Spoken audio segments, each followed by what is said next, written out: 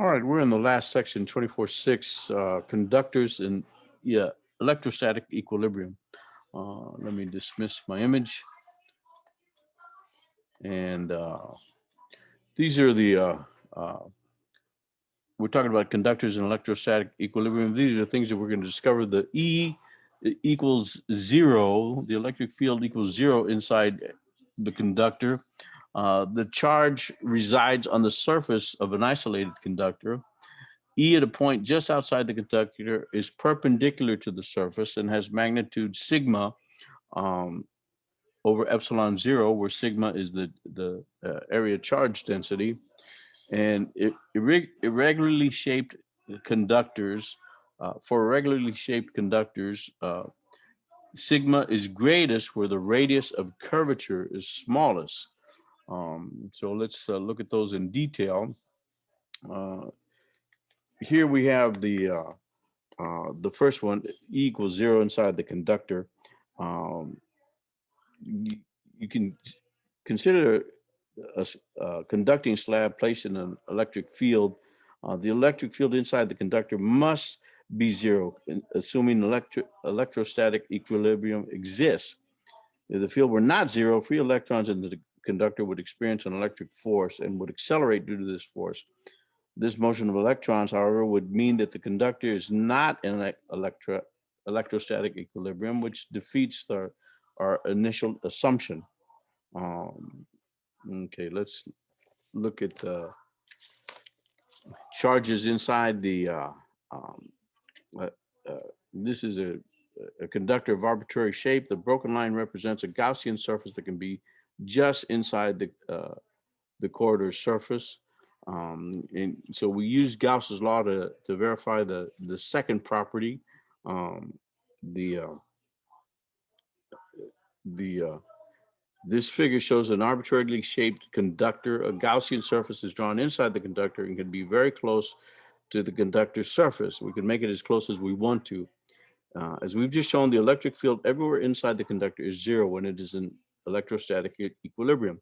Therefore, the electric field must be zero at every point in the Gaussian surface in accordance with the condition in section 23.4. And the net flux through this Gaussian surface is zero. And from this result in Gauss's law, we conclude that the net charge inside the Gaussian surface is zero, because there can be no net charge inside the Gaussian surface, which is arbitrarily close to the conductor's surface. Any net charge on the conductor must reside on its surface. Gauss's law does not indicate how this excess charge is distributed on the conductor's surface, only that it resides exclusively on the surface. Um, okay, now let's uh, the E at a point just outside the conductor, perpendicular to the surface, has a magnitude sigma over zero. Sigma over epsilon zero. The flux through the Gaussian surface is EA, and this is supposed to be a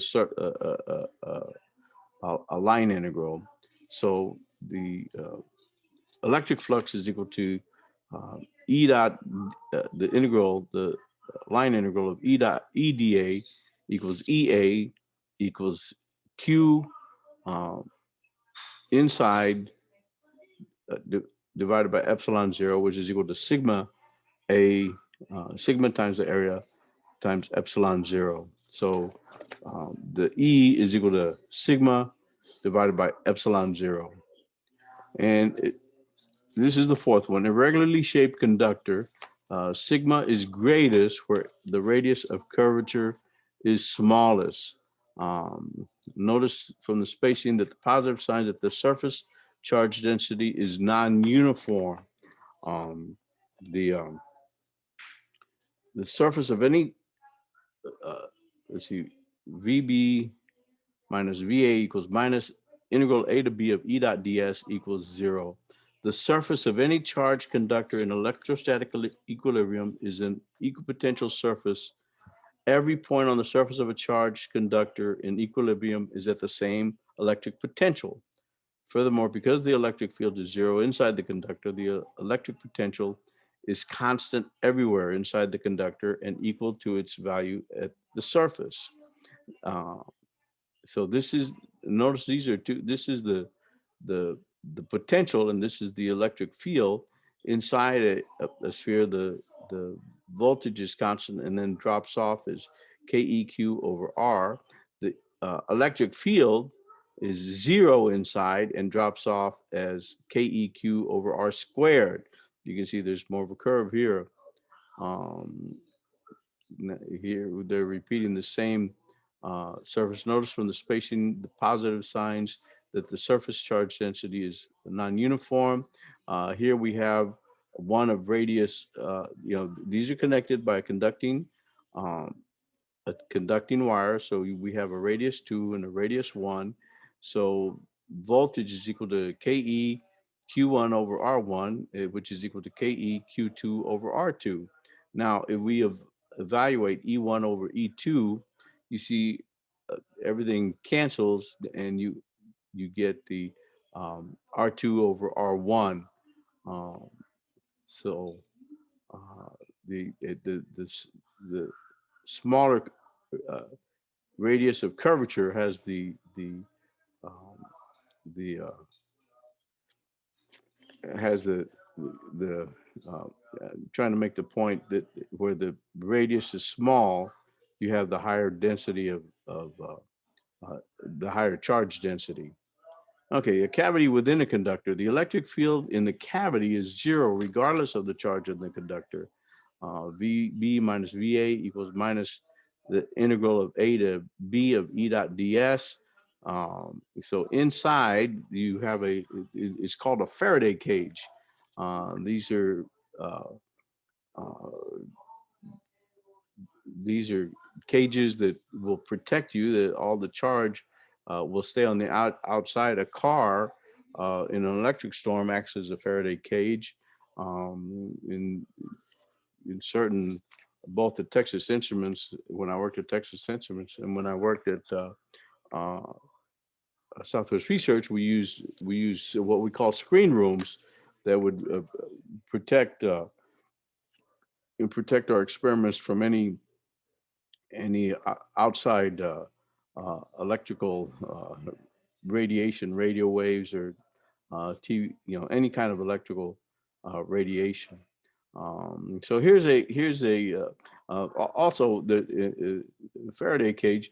The it also protects stuff from getting out. If you look up uh, Tempest Tempest computers, I don't know that they do this much anymore. They may.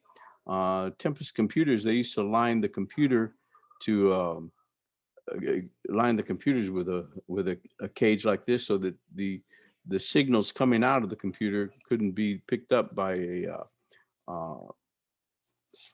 an unwanted detector. So you can look up Tempest Tempest qualified computer, and you'll see what I mean. Anyway, okay, let's go to your younger brother likes to rub his feet on the carpet and then touch you to give you a shock. While you're trying to escape the shock treatment, you discover a hollow metal cylinder in your basement, large enough to climb inside. In which of the following cases will you not be shocked? A, you climb inside the cylinder, making contact with the inner surface, and your charged brother touches the outer metal surface. Or B, your charged brother is inside touching the inner metal surface and you are outside touching the outer metal surface. Or C, both of you are outside the cylinder touching um, touching its metal surface, but not touching each other directly. Well, the Faraday cage concept, it would be A. And there we have, I believe that's the end of the section. It's also the end of the chapter.